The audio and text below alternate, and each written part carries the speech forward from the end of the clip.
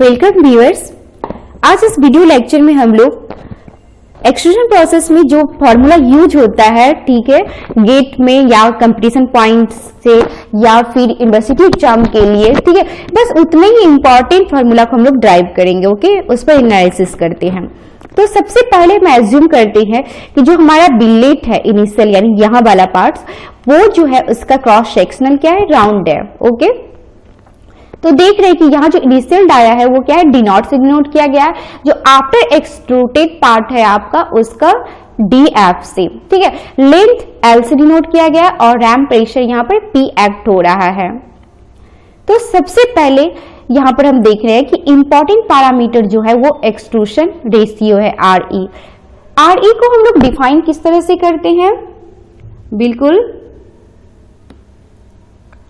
Are E, ये आपका A nought by A F. A nought क्या है, cross sectional area of the initial billet, और A F क्या हो गया, cross sectional area of the extruded section. Okay, true strain in extrusion under ideal deformation, जहां तक कि no friction and redundant work जो होगा वो नहीं होगा, फ्रिक्शन और रिडंडेंट वर्क नहीं होगा, ठीक है। तो अंडर आइडियल डिफॉर्मेशन में ट्रू स्ट्रेन को हम लोग कैसे फाइंड आउट करेंगे। ट्रू स्ट्रेन को हम लोग देखिए किस तरह से ड्राइव करेंगे, आप देख रहे हो, ठीक है।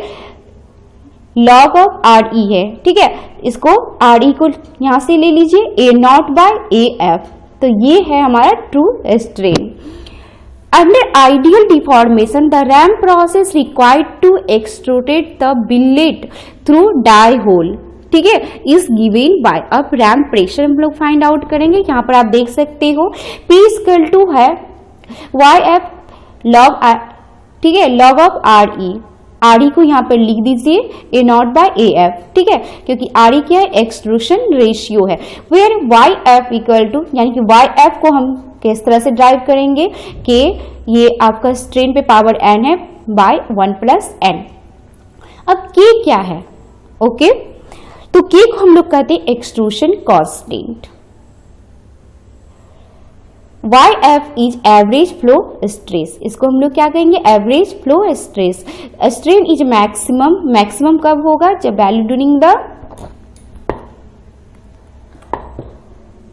Extrusion process. The actual pressure for extrusion will be greater than in ideal case. Obviously actual जो होगा प्रैक्टिकल, वो आपका थ्योरेटिकल से ज्यादा होगा, क्योंकि थ्योरेटिकल में क्या है कि हम लोग जो फ्रिक्शन है बिलेट और डाई के बीच में और बिलेट और कंटेनर वॉल के बीच में, उसको नेग्लेक्ट लेकर चलते, इसीलिए जो एक्चुअल प्रेशर है वहां पर क्या होगा, फ्रिक्शन ये प्रेजेंट होगा बिलेट और डाई के बीच में और बिलेट और कंटेनर वॉल के बीच में, जिसके कारण उसकी वैल्यू एक्चुअल प्रेशर की वहां पर बढ़ जाएगी आपको कंपेरिजन आइडियल केस से। ओके, तो एक और टर्म है यहाँ पर एक्सट्रूशन फोर्स, हम लोग कैसे ऑब्टेन करेंगे या फाइंड आउट करेंगे।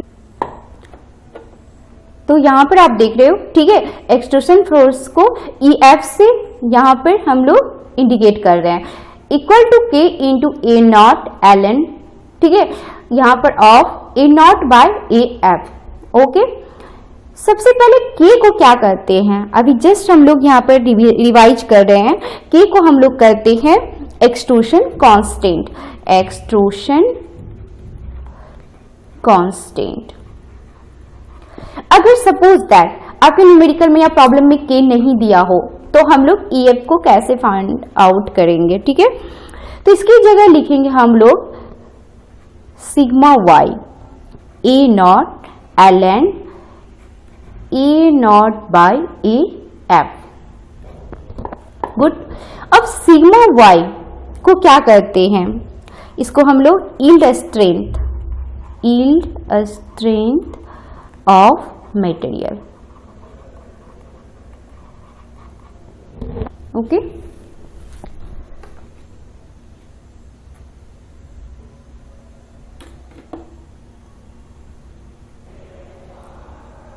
Thank you.